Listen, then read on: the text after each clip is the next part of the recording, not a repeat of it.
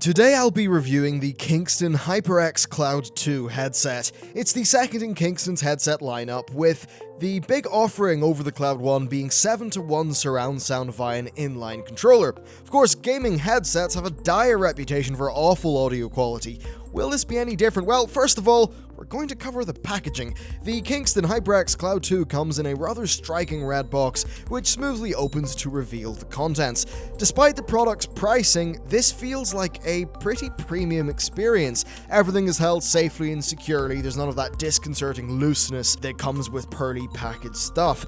The box itself contains the Cloud 2 as well as a set of ear cups. One is pleather and the other one is a suede-like material. There is also a detachable microphone, and you're also going to find two kind of interesting accessories: a 3.5mm jack splitter and an inline dongle. More on those later. The fit and finish of the Cloud 2 is actually excellent, especially considering the price. Visually, I think it's quite a nice device. It's got a red and black aesthetic that is understated enough not to be so gamery that you couldn't really go outside wearing one of these. The build quality is excellent for the price, and I mean, parts of this are feeling better than my Audio-Technica ATH-M50s, which are a more expensive option. The headband itself is metal and offers a granular length adjustment, which I found to be rather easy to use. The headphone does clamp onto your head, and while I imagine it would loosen up a bit over time, at least with a new enough product, I found it to be quite comfortable. The headband does a decent job of cushioning the top of your head as well, but it's not particularly special. I found both of the ear cups actually to be really good. The pleather one is wonderfully soft, so soft that it actually took me by surprise the first time that I wore it. The suede one is also very soft and comfy, and it compresses in a manner that doesn't create an annoying pressure point while you're wearing the headphones. Both are great, but I do prefer the suede material. One criticism is the cables that exit from the headphone are not fantastically built, and they're definitely not up to the quality of the rest of the device, which is really unfortunate. The microphone clips in and allows for plenty of positional control and things like that, and overall the microphone itself is pretty decent from a build perspective.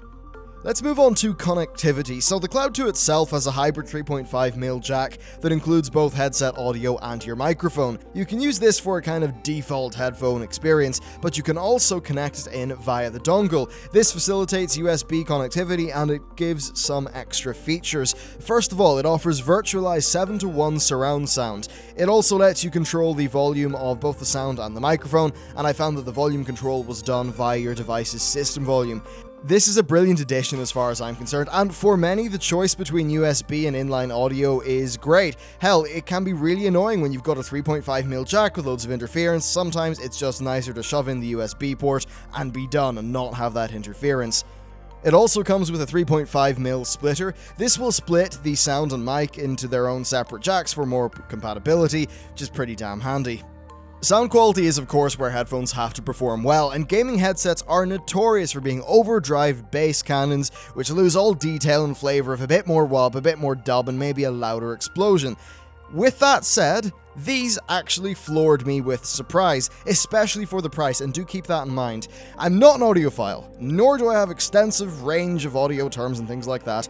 All I know is, there are things that I like the sound of and things that I don't. I dislike heavy bass that drowns stuff out. Anyway, most of the testing was a comparison between these and my Audio-Technica ATH-M50s, which are a pretty excellent set of cans that usually are about $50 more than these Kingstons.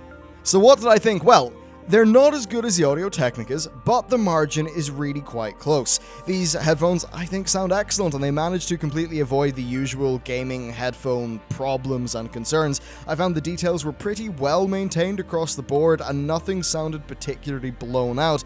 I'm not an audio engineer, so I can't wow you with frequency response graphs or anything like that, but from the perspective of somebody who thinks they like good quality sound and doesn't like gamery bass cannons, these were very satisfying to use. If I was to give you a bottom line, these can be used for listening to music, and they will do a very good job of that, and that cannot be said for most gaming headsets. Next, let's cover the 7:1 surround sound. So this murders audio quality when it comes to listening to music. Just do not use that for music. But when gaming, I found that it greatly enhanced my positional awareness and did a very good job of creating a bit of a soundscape around the battlefield so I could really tell what was going on and where it was going on.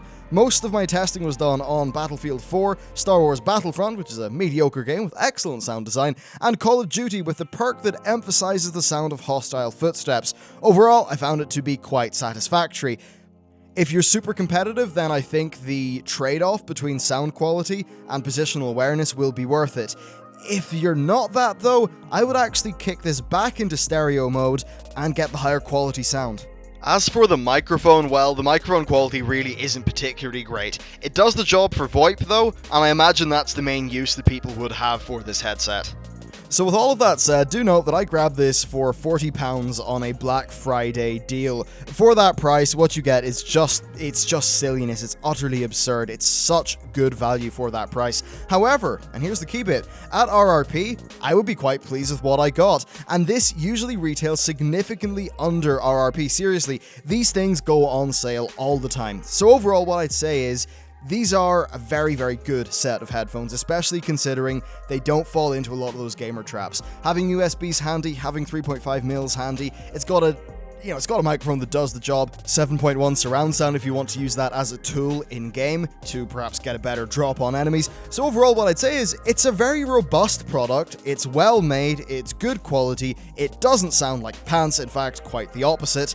Yeah, this gets a thumbs up from me. If I had an Editor's Choice Award, I would probably give it to these.